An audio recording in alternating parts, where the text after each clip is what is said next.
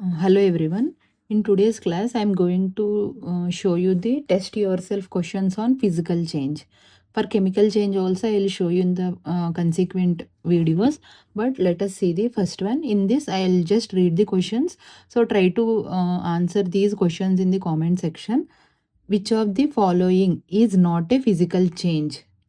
A. Making of ice, heating of hexa blade, crystallization of copper sulfate, rusting of iron.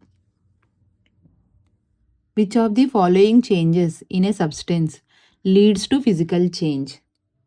Change in size, change in color, change in state of substance, all of the above. Pick the physical change from the following: stretching of rubber band, burning of wood, rusting of iron, photosynthesis process.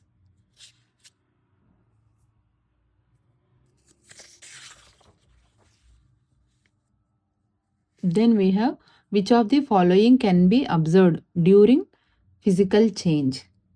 Reversible process, no new substance is formed, not permanent, all of the above.